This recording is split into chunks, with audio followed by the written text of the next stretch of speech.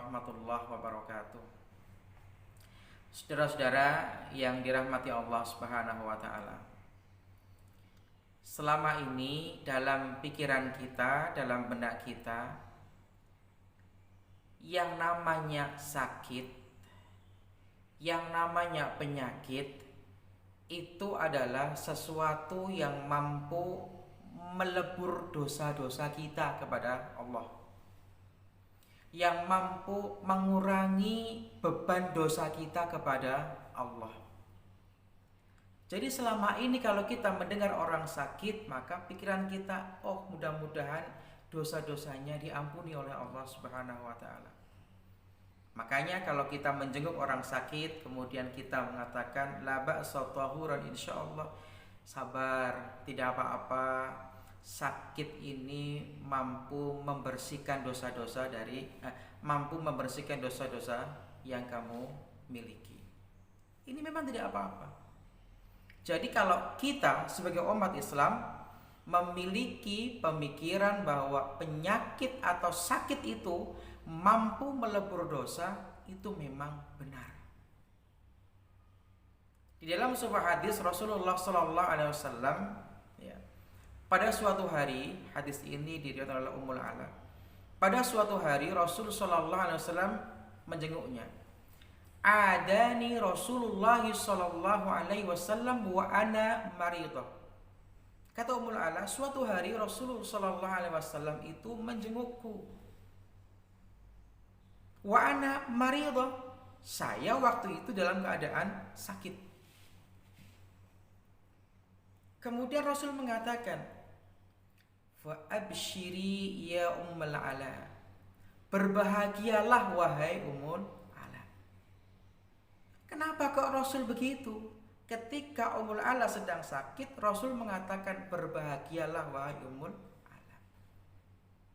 Ternyata Rasul kemudian menambahi, fa inna maridul muslimi atau fa inna maridul muslimu, sesungguhnya sakit yang diderita oleh seorang muslim itu adalah yudhibuhullahu bihi khotoyahu. Allah itu akan mengampuni dosa-dosa orang yang sakit itu. Dengan apa? Dengan sakitnya itu. Diibaratkan oleh Rasulullah kama tudhibun nar kama tudhibun nar habasat dhahabi wal fiddah. Digambarkan oleh Rasulullah, sakit itu, sakit yang diderita oleh orang Islam, oleh kaum muslimin, mampu melebur dosa-dosanya seperti layaknya api yang membakar, menghilangkan keraknya emas dan perak.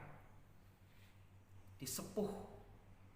Emas itu kalau sudah jelek, sudah kusam, disepuh pakai api menjadi kinclong, menjadi bersih kembali.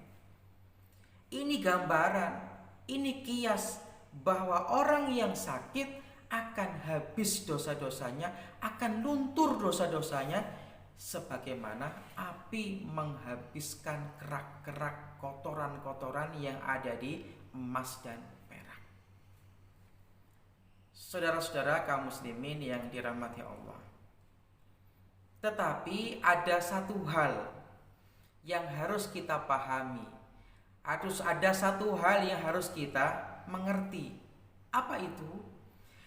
Penyakit yang mampu melebur dosa itu adalah penyakit yang sifatnya fisik. Penyakit yang sifatnya penyakit fisik.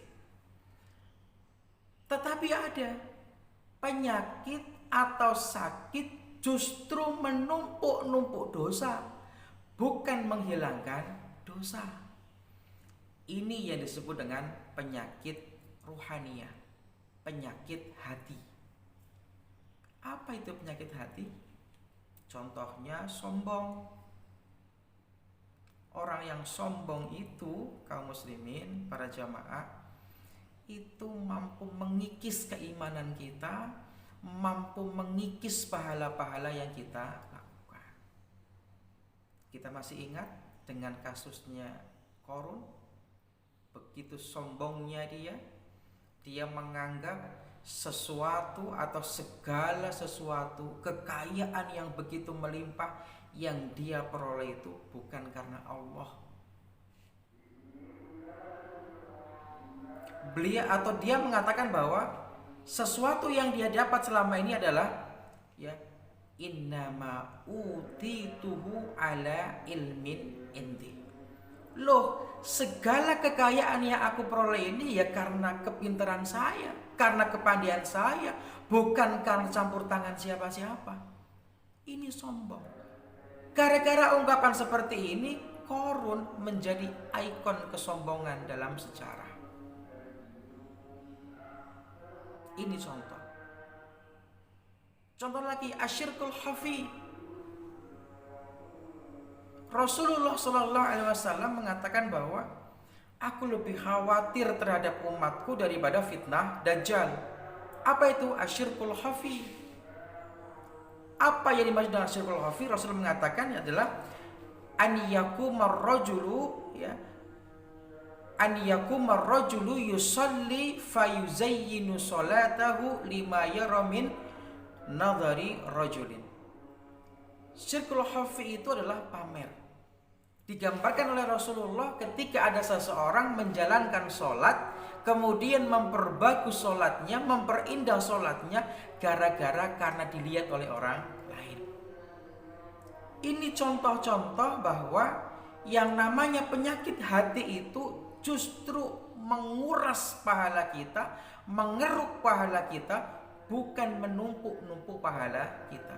Kebalikan, sakit yang sifatnya physically, yang sifatnya jasmani itu mampu menumpuk-numpuk pahala, tetapi kalau sakit yang rohani justru menumpuk-numpuk dosa. Mudah-mudahan kita termasuk orang-orang yang terhindar dari penyakit hati. Amin ya rabbal alamin. Mudah-mudahan bermanfaat. Assalamualaikum warahmatullahi wabarakatuh.